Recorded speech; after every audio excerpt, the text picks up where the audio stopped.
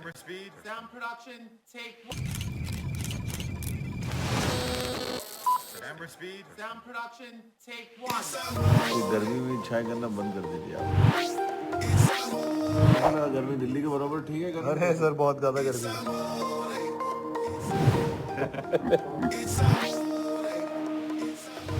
ये देखो ये क्या करा रहे हो आप लोग में से गेम चेंजर में।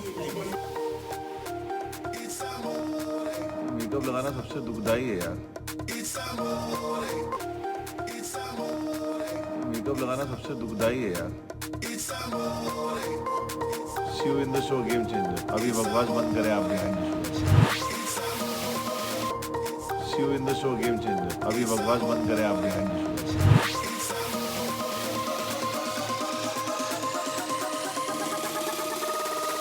Okay, that's a wrap. नमस्कार, स्वागत है आपका गेम चेंजर विद एमजे में। आज हम आ पहुँचे वहाँ जहाँ की जलेबी, पोहा और माहेश्वरी साड़ी बड़ी फेमस है और इस शहर को भारत का नंबर 1 शहर कहा जाता है स्वच्छता पे। इतने 4-5 क्लू से समझ चुके होंगे कि मैं इंदौर में हूँ। खैर, आज हम आ चुके हैं गेम चेंजर विद एमजे में बात करने के लिए। हमारे साथ वो शख्स हैं जिनके बारे में अगर मैं एक लाइन कहूँ तो बहुत काफ़ी होगी। आई थिंक उनका जो प्रोफेशन है, जो कहते हैं कि वो डॉक्टर ही होता है। तो आज हम डॉक्टर अर्पित चोपड़ा जैन से मिलने यहाँ पहुँचे हैं इंदौर में। आज हम उनसे बहुत सारी बातें करेंगे। स्वागत है आपका डॉक्टर साहब। नमस्कार सर, थैंक यू। खैर, मैं आपके जो गेम चेंजर विद एमजे का हमारा उद्देश्य यही है कि हम आपके जीवन में, आपके प्रोफेशन में क्लोजली देखते हैं, झांक के। तो मैं आपके जब लाइफ को देख रहा था तो आपका जन्म हुआ जन्माष्टमी के दिन में। तो आप तो माँ के किशन रहे। तो मतलब ये जन्माष्टमी के जिस दिन जीवन में जन्म हो जाता है, वो कहते हैं कि वो बच्चा आगे जाके बहुत बड़ा काम करेगा और कुछ ना कुछ उद्देश्य लेके ही पैदा हुआ है, कुछ बड़ा करने के लिए। तो दिमाग में तभी आ गया था या माता जी ने बोला था कि आप ही हमारे किशन हो? क्या उसके पीछे की कहानी है? मैं, चूंकि आपने क्वेश्चन ही ऐसा कर दिया कि एक तरीके से इमोशनल क्वेश्चन है, माँ से जुड़ा हुआ है, तो निश्चित रूप से मैं अपने जीवन में सबसे ज़्यादा प्यार अपनी माँ से करता हूँ। और उनका जो विश्वास है, चूँकि जन्माष्टमी के दिन जो तिथि के हिसाब से जो जन्म हुआ था, तो जब भी जन्माष्टमी आता है वो उस दिवस को बहुत अच्छे से बर्थडे के रूप में मेरा सेलिब्रेट करती आई है। तो एक उनके मन में एक मेरे प्रति जो विश्वास है कि आप जो भी इस जन्म लेके इस धरती पे आए हो, तो आप इस तिथि में आए हो तो इसका कुछ उद्देश्य होना चाहिए। और वो जो उद्देश्य है बहुत बड़ा उद्देश्य था। बात सही है, बट आपके मैं जो पैदाइश को देखता हूँ, आपकी पैदाइश हुई नवसारी गुजरात में, क्योंकि आपकी माता जी वहीं से आती हैं, जो रिसर्च के दौरान पता चला। आपने पढ़ाई करी है खेरागढ़ में, छत्तीसगढ़ में, आप फिर औरंगाबाद भी गए, एमपी में, महाराष्ट्र में भी आपकी पढ़ाई हुई। फिर उसके बाद आप अभी इंदौर में प्रैक्टिस भी करते हैं। तो ये जो 5-6 स्टेट्स का अनुभव है, जब आप अपने प्रोफेशनल लाइफ में देखते हैं, क्योंकि बहुत सारे लोग आते हैं जगह जगह से, मरीज भी आते हैं, एक डायलेक्ट का चेंज होता है। जो महाराष्ट्र से आया हुआ जो मरीज है, उनकी अपनी एक अलग बोली है या अपना एक समझने का अंदाज है बात करने का। तो आई होप प्रोफेशनल लाइफ में आपको मदद आती है, इतने जगह जगह रह के आए हैं इसलिए। बिल्कुल, उसका बहुत ज़्यादा फायदा मिलता है, क्योंकि कहीं ना कहीं मैं हर जगह जब रहा हूँ तो मुझे उन जगह की परिस्थितियों का और कहीं ना कहीं मुझे उनका सामंजस्य समझने में बहुत आसानी होती है। जी। तो आपकी उसके विपरीत आपकी माता जी कहीं ना कहीं एक्टिव पॉलिटिक्स में भी गई, जो खेरागढ़ की मेयर रही। तो घर का माहौल क्या था कि एक तरफ फादर बिजनेसमैन, माता जी पॉलिटिक्स कर रही हैं, 5 साल वो खेरागढ़ की मेयर भी रही। क्या माहौल में आप बड़े हुए हैं? अगर आप याद करें, अगर आपको पीछे थोड़ा खींचें, तो क्या याद आता है मन में? जो मेरे दादाजी थे वो खैरागढ़ के बहुत ही ज़्यादा सफल बिजनेसमैन रहे हुए हैं, व्यापारी के, अनाज के व्यापारी थे।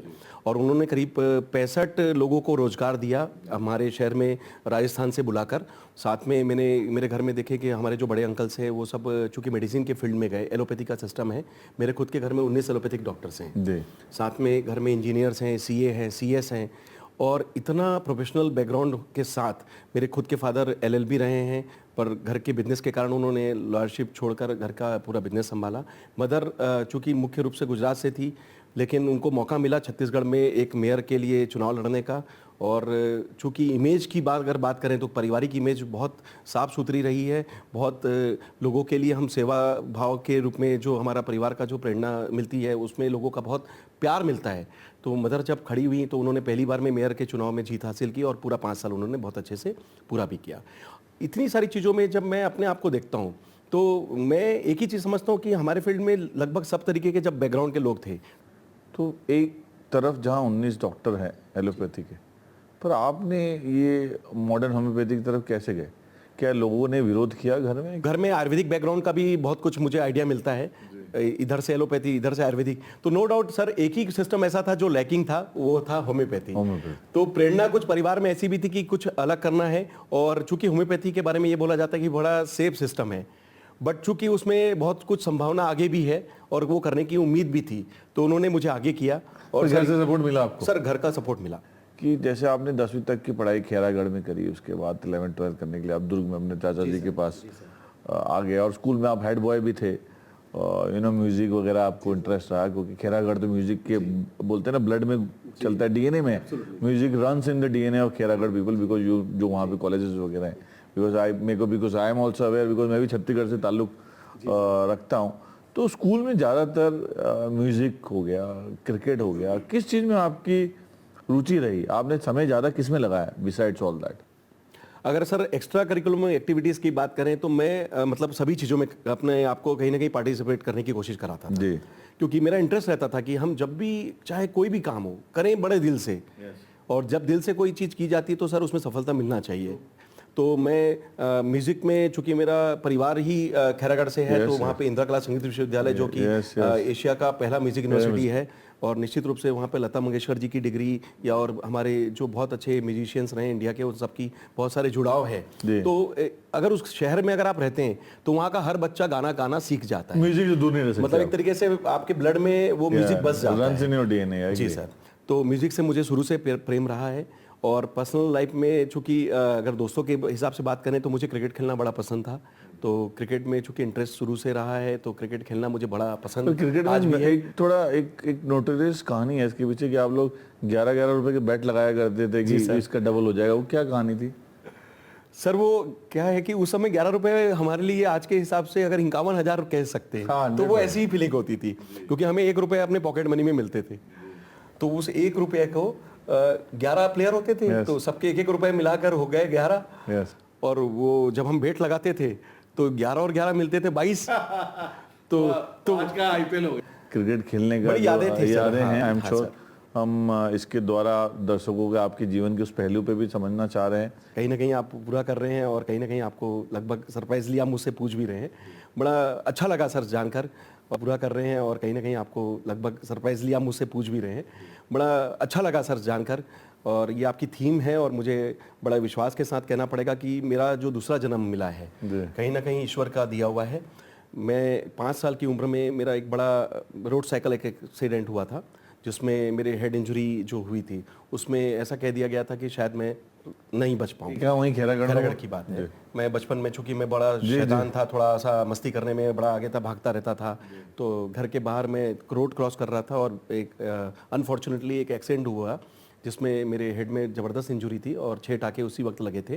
क्योंकि आज हम आपके जीवन में बहुत क्लोजली तरीके से झांकना चाहते हैं, क्योंकि जितने भी आपके पेशेंट्स हैं, जानने वाले हैं, देखने वाले हैं, ये हर जगह ब्रॉडकास्ट हो रहा है अभी लाइव, इंटरनेशनल और सब जगह। तो आपका नाम जो डॉक्यूमेंटेड है अर्पित कुमार चोपड़ा है, पर आप कहते हैं अर्पित चोपड़ा जैन। जी सर। ये बड़ा कंफ्यूजिंग है। जी सर। तो अर्पित कुमार चोपड़ा, अर्पित चोपड़ा जैन कैसे हो गया? सर इसके पीछे भी पेशेंट्स की कुछ प्रेरणा रही है कि जब मैं कॉलेज लाइफ से निकल कर जब प्रैक्टिस करने के लिए जब मैंने करियर स्टार्ट किया, तो मेरा चूंकि डॉक्यूमेंट्री जो नाम है वो अर्पित कुमार चोपड़ा, मतलब डॉक्टर अर्पित कुमार चोपड़ा के नाम से डॉक्यूमेंट था। पर जब हम प्रैक्टिस करते हैं, तो हम जब फील्ड में आते हैं, तो जब हमसे सभी प्रकार के पेशेंट्स मिलते हैं, तो ज़्यादातर क्वेश्चंस कुछ पर्सनल लेवल पे भी आ जाते हैं कि सर आप चोपड़ा हैं, तो कौन से वाले चोपड़ा हैं? पंजाबी चोपड़ा हैं, तो सर आप समझिएगा हम पंजाबी हैं या हम इस कास्ट के हैं। तो थोड़ा सा सर मुझे ऐसा लगता है कि पेशेंट हमें अपनी एक कॉमन छवि ढूंढता है, दोस्त ढूंढता है। तो हो सकता है उसमें सरनेम का भी कुछ प्रभाव पड़ता हो। पर सर जब 1-2 बार हुआ तो हमें लगता है कि चलो इट्स वेरी कॉमन, लेकिन जब बहुत बार होने लग जाता है तो हमें लगता है कि ये एक ट्रेंड बनता जा रहा है। और चूंकि मैं जैन हूँ, और होम्योपैथी हो गया, एलोपैथी मैंने बताया जैसे आयुर्वेद और यूनानी है, बट उसके साथ में ये 4 पैथी के अलावा अब आपने नया एक शगुफा डाल दिया है कि सुपर स्पेशलिटी मॉडर्न होम्योपैथी। ये मुझे कुछ समझ में नहीं आया। तो आप एकदम सिंपल लैंग्वेज में समझाएं कि ये है क्या, ये किस बला का नाम है, क्योंकि सुपर स्पेशलिटी, मॉडर्न होम्योपैथी, बड़ा सिंपलीफाइड वर्जन क्यों नहीं है इसका, ये मैं जानना चाहता हूँ आपसे। सर इस नाम के पीछे बड़ा मेहनत भी है, काम भी है और विजन भी। क्यों नहीं है इसका, ये मैं जानना चाहता हूँ आपसे। सर इस नाम के पीछे बड़ा मेहनत भी है, काम भी है और विजन भी है। तो चूंकि होम्योपैथी का जो बारे में हम बात करेंगे, जो प्रचलित होम्योपैथी वो क्लासिकल होम्योपैथी के नाम से जाना जाता है, जो कि एस्टेब्लिश्ड सिस्टम है, जो वर्ल्ड वाइड अभी एलोपैथी के बाद दूसरे नंबर पे वर्ल्ड वाइड चल रही है। तो जब होम्योपैथी में मैंने प्रैक्टिस स्टार्ट किया तो मुझे बड़े कई बार ऐसा लगता था कि इस कंसेप्ट को हमें कुछ अलग करने की भी जरूरत है और कुछ रिसर्च मॉड्यूल को भी अपनाने की जरूरत है। क्योंकि ऐसा कहा जाता है कि होम्योपैथी के बारे में कि होम्योपैथी का जो क्लासिकल होम्योपैथी सिस्टम है वो क्रिटिकल, सर्जिकल, इमरजेंसी या लास्ट स्टेज के पेशेंट्स के लिए यूज नहीं किया जा सकता, या इनक्यूरेबल कैटेगरीज पे हम काम नहीं कर रहे हैं। बेसिक कंसेप्ट पे काम करता है, स्किन है, हेयर है, जो बेसिक लाइफस्टाइल प्रॉब्लम है उस पर काम करता है। तो सर जब मैंने काम किया तो मुझे लगा कि मेरी परिवार की जब प्रेरणा है, मैंने घर में 19 एलोपैथी डॉक्टर्स को इमरजेंसी डील करते देखा है, पर वो एलोपैथी सिस्टम से देखा है। अच्छा। और चूंकि मैंने आयुर्वेदिक का भी काम देख रखा है अपने परिवार में, और मैंने होम्योपैथी में पढ़ाई की है, और जब मैं अपने पर्सनल लाइफ में देखता हूं कि जब लोग मेरे पास आते हैं और कई बार उम्मीद करते हैं, तो क्यों ना हम कुछ ऐसा करें जब उनकी उम्मीदें हमसे होम्योपैथी में रहे, और खास करके क्रिटिकल केसेस में जो कि एक सुपर स्पेशलिटी कंसेप्ट की डिमांड करता है, तो हम कुछ नया कंसेप्ट लॉन्च करें जिसके लिए हमें इस जो रूप मिला था, प्रारूप मिला था होम्योपैथी का, उसे चेंज करने की जरूरत थी। इस कंसेप्ट का नाम दिया मैंने सुपर स्पेशलिटी मॉडर्न होम्योपैथी। कि सुपर स्पेशलिटी का मतलब होता है कि हम उन केसेस पे काम करेंगे जहां पर मेडिकल साइंस के लिमिटेशंस वाले जो 70 से 80% बीमारियां हैं, जिसमें आज भी रिसर्च हो रहा है, चाहे वो एलोपैथी सिस्टम का रिसर्च हो, चाहे दुनिया का कोई भी सिस्टम का रिसर्च हो, पर उसमें रिसर्च अभी भी मौजूद है, चल रहा है, और आगे चूंकि आवश्यकता होती है तो वहाँ आविष्कार होना जरूरी है। आज हम वर्ल्ड होम्योपैथी डे भी मना रहे हैं, इसका सेलिब्रेशन गांधीनगर में भी होगा अभी, जो आप जा रहे हैं। बट जो डॉक्टर हनीमैन की बात करी, क्योंकि जो होम्योपैथी की शुरुआत है ये हुई जर्मनी से, ठीक है, 200 साल पुराना पद्धति। बट अब ऐसा क्या हो गया कि 2004 में जर्मनी ने इस तरह से हाथ खड़े कर दिए कि अब हम इसको रिकग्नाइज नहीं करते होम्योपैथी को। फ्रांस हो गया, यूके हो गया, अब कोई सपोर्ट ही नहीं कर रहा होम्योपैथी को। क्या चक्कर है? जब शुरुआत अगर वहाँ से हुई है, तो कहते हैं ना फाउंडेशन जर्मनी से लगी, तो जर्मनी के ने 2004 में हाथ कैसे पीछे कर दिया उसके पीछे, मैं आप समझना चाहूँगा इस पर। सर बिल्कुल हो सकता है कि मैं आपको फिर से इसको और अच्छे से समझाने की कोशिश करूंगा कि केवल जर्मनी नहीं, ऐसे बहुत सारे कंट्रीज हैं जहां पर होम्योपैथी के बारे में अपोजिशन में बात होती है कि होम्योपैथी के बारे में ये माना जाता है कि it's a kind of placebo effect. Placebo effect मतलब उनका कहना है कि चूंकि इसमें केमिकल की दवाइयां नहीं होती है, आपके पोटेंटाइज मेडिसिन जो आप जब आगे बढ़ती है तो जो केमिकल सब्स्टिट्यूएंट है पूरी तरीके से नील हो जाता है। पर जो दूसरा सिस्टम ये होम्योपैथी कहता है कि ये जो केमिकल नील जरूर होता है, लेकिन वो नैनो फार्मेकोलॉजी के रूप में कहीं ना कहीं होम्योपैथी में मौजूद होता है। जैसा कि परमाणु बम होता है जो छोटा होता है लेकिन बड़ा असर कर सकता है, तो जस्ट उसी तरीके से होम्योपैथी की जो पोटेंटाइज मेडिसिन है वो डीप एक्टिंग और प्रोग्रेसिव और एग्रेसिव ट्रीटमेंट कर सकती है। लेकिन जहां प्रूविंग की बात होती है, तो जिन जिन कंट्रीज में इसमें बैंड होने की बात होती है, इंक्लूडिंग जर्मनी, जहां पर वो कहते हैं कि हम इसके गवर्नमेंट में हम इसकी फंडिंग रोक रहे हैं, या एक तरीके से वो इसको बहुत ज्यादा 2004 में रोक दिया उन्होंने। हाँ, फंडिंग रोक दी सर एक तरीके से, और लोगों को वहां पे विश्वास है पर्सनल लेवल पे। लेकिन अगर हम गवर्नमेंट के लेवल पे बात करें तो वर्ल्ड वाइड बहुत सारी ऐसी कंट्रीज हैं जहां पर ऑफिशियली होम्योपैथी को पूरी तरीके से वो एक्सेप्ट नहीं कर पा रहे हैं। बट कौन कौन सी कंट्री में एक्सेप्ट हुआ है अभी आप? सर अभी तो इंडिया और जो इंडियन जो सब एशियन कंट्रीज में जो हमारा टेरिटरी है वो सबसे बड़ा बेल्ट है होम्योपैथी का, चाहे इंक्लूडिंग इंडिया, पाकिस्तान, बांग्लादेश, श्रीलंका, नेपाल, ये इंडिया के आसपास का एशियन कंट्रीज में ये बड़ा पॉपुलर है। साथ में यूरोपियन कंट्रीज में पॉपुलर है। बहुत सारी कंट्रीज ऐसी है जहाँ पर ये बैंड हो रहा है। वर्ल्ड वाइड करीब 84 कंट्रीज में ये आज भी अवेलेबल है। लेकिन जहाँ बैंड हो रहा है या बैंड कर दिया गया है, उसका मुख्य कारण है जो आपका क्वेश्चन था कि उन्होंने जब उसको प्लेसिबो इफेक्ट के बारे में जब बात की, तो हर चीज के पीछे जैसे वो डॉक्यूमेंटेशन चाहते थे, उनका कहना था कि इसको साइंटिफिक रीजन से आप इसे प्रूव करें। तो कहीं ना कहीं उन डॉक्टर्स की जवाबदारी थी जो उस कंट्री में काम करते थे कि उन्हें साइंटिफिक डेटा अवेलेबिलिटी देना चाहिए कि हमने इन केसेस पे काम किया है, ये इनकी प्री ट्रीटमेंट रिपोर्ट्स हैं, ये इनकी पोस्ट ट्रीटमेंट रिपोर्ट्स हैं। 19 एलोपैथी डॉक्टर हैं, तो आपका क्या मानना है कि homeopathy is the better cure for any disease और एलोपैथी?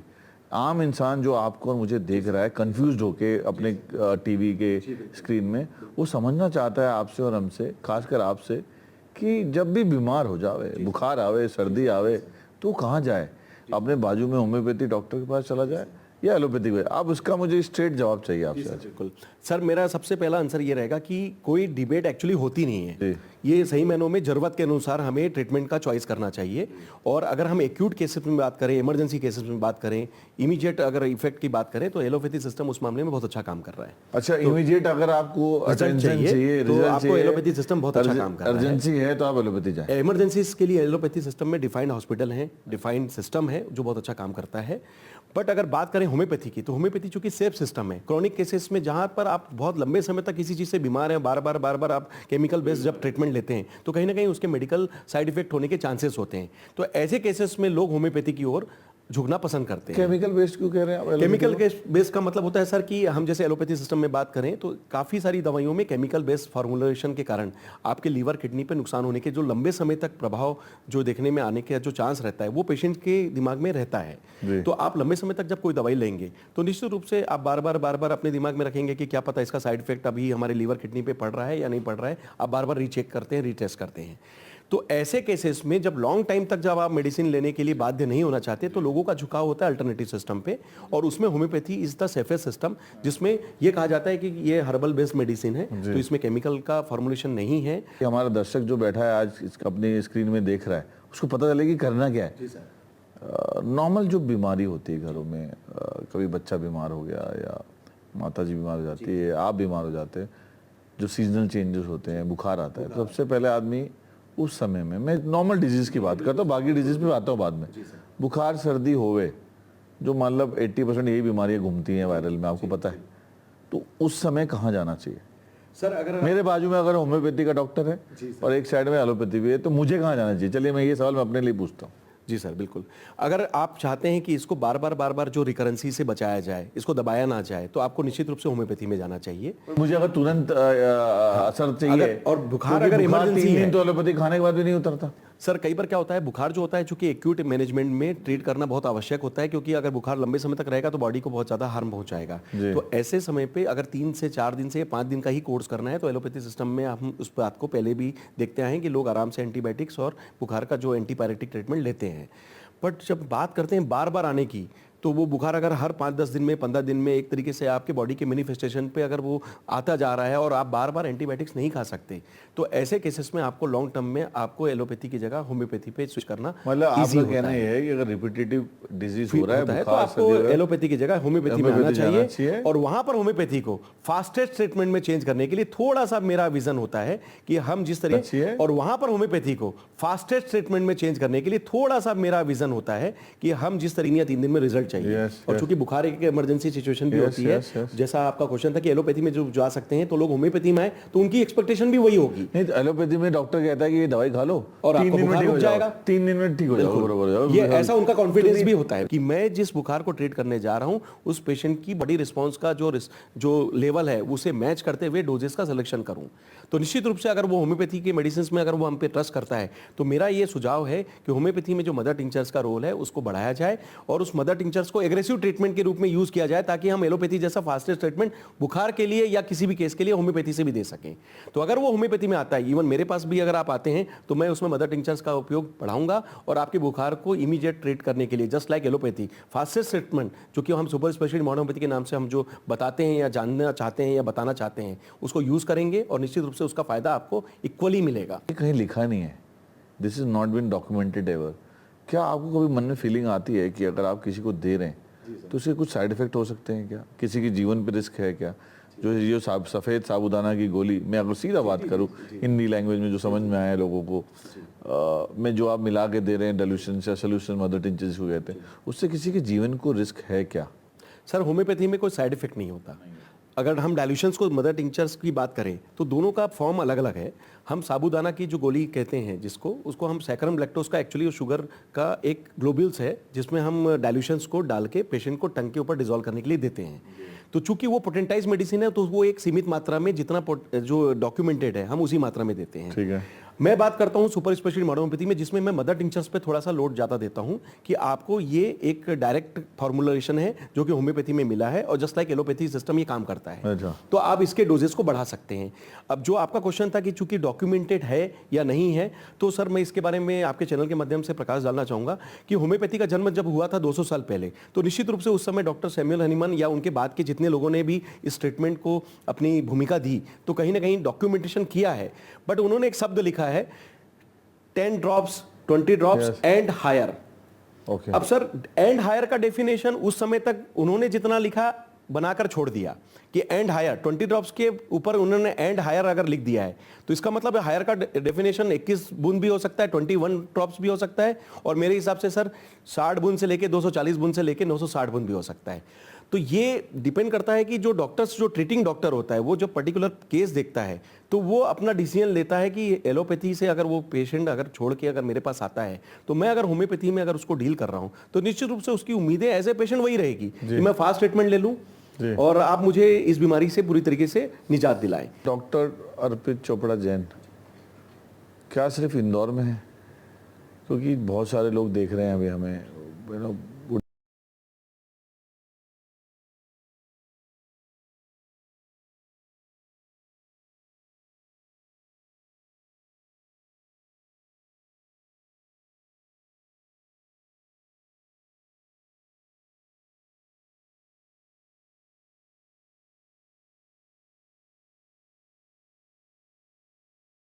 उड़ीसा से, कोलकाता से, साउथ से, बॉम्बे से, उड़ीसा से, कोलकाता से, साउथ से, बॉम्बे से। Thank you very much, keep watching game changer with MJ. Thank you very much, keep watching game changer with MJ.